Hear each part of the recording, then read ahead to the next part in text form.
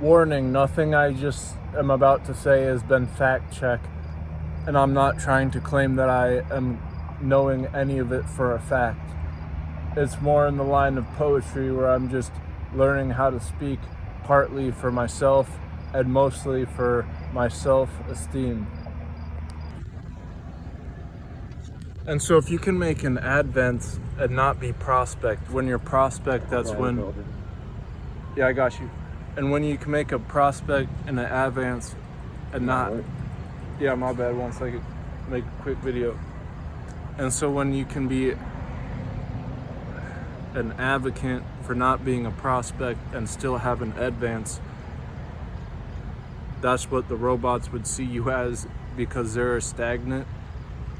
That means without opinion. And so then if you're not having like a giant happy feeling or a bad nervous bite, snap, pain, and you're able to read and render just the same, how many times you can do that is you're more likely to advance without being prospect. And then just feeling like with loose boards or when the tires snap over the concrete and it's snapping, this is like a metronome, and humans are really good at reading rhythm and seeing things succinctly add up.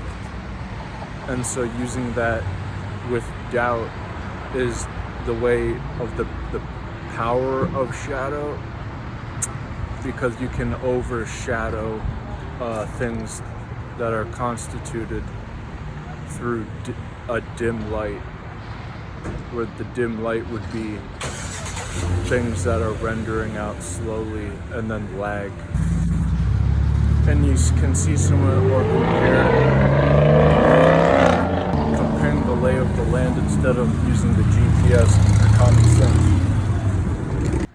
And so life isn't all about a dopamine rush when you're doing something good, or like a bite in your nervous system if you get bit.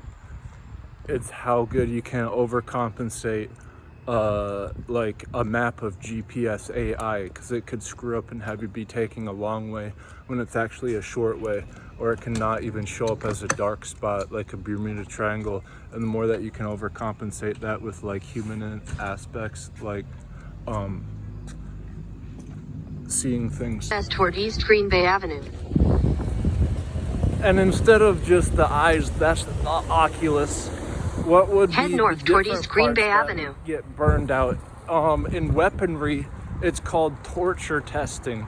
And so you just do as much of it to overheat it to see how well it's designed before it cracks out. This is in physiology, one thing that I'm interested in order to not get capsized.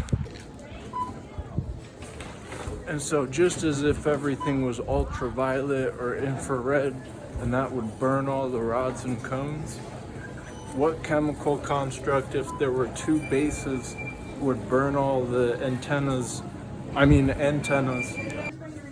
But with the Coriolis effect and the Doppler shifting, insects could use the antennas to render the chemicals within each of their antennas builds, because they're built like a possum's tail, but it's just more intricate because it's sewn in for chemicals to go through them, and that's how they render. And when the Coriolis effect is in line with Doppler shifting, the inert actions are opposite of normal force. This is what the antennas would be using, just like rods and cones in eyes. Deduce light from thrashing, like if you were trying to hoe a field, you could thrash the wheat first. If you thrash the wheat first before you or after you hoe the field, it would be a lot better aggravated. And so with the light cones in your eyes with the rods, it's easier to see if everything isn't infrared and ultraviolet, because if it was all ultraviolet and infrared, your rods and cones would burn out and you would be blind. So why bugs are so good at adapting is because they have antennas. If we were to have antennas, it would be like playing the game Hotspot, where you connect the spinner, and if you could have like 10 people put their parts on the spots that were the right ones, but then you could use all of them collectively to win the game. That would be like what an antenna is to the insects. So since we're not small enough to read codecs like the encryption of proteins have, there's a thing in Mortal Kombat called the crypt, and that's essentially the same idealism. Unfortunately, the guy who controls it endures in a thing called necromancy, and that's dealing with the dead, black magic of the dark arts. Aside from that, we could use the power of the shadow, and that just means that anything bad could happen, has a potential of that, and so there's always prone to be forest fires, always prone, well, that's if all the wood is dry enough, and then it'll be brittle and you can get that degree, especially if you know how much sapping is occurring. And then with the water, it could always turn onto petroleum jelly if it was a swamp. And then earthquakes is the land, and tornadoes is the wind. And the potential of all that always occurring, well, there's always a breeze. And the ground is always being shooken by like cars driving on it. So the potentials are always, algorithmic. And so the power of shadow would be seeing the potentials and using them cordially.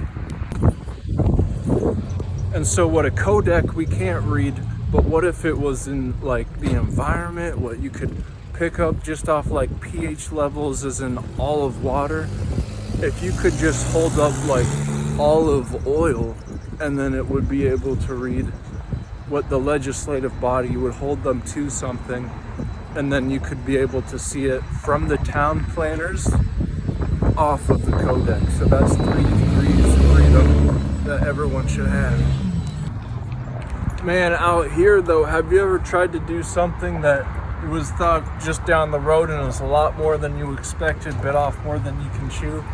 The legislative body is what the equivalent to the microfibrils view as an embodiment of. Only they encapsulate a region that is like as above, so below, and then they emulate that as like an actual simulation. To them, simulations are actual. We're binary. There is like what we view as proteins, they view it as like a legitimate codec because they can read it because they're small enough to see it. So what if you have these microtubules will do is they can have a mind of their own.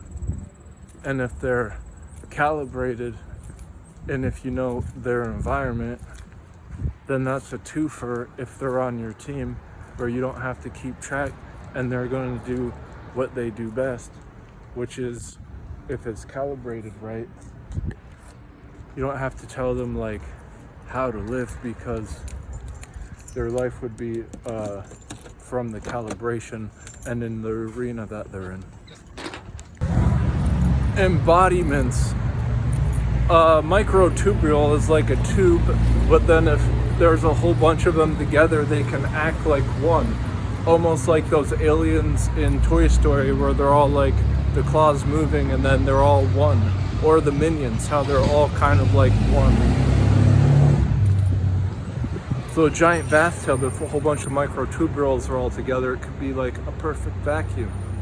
Latency can curtail inside of your brain. People who takes things that influence them, it goes through their brain, and then they see stuff different despite it not being there. And this is true for a car when it's got the hood of the mirage effect.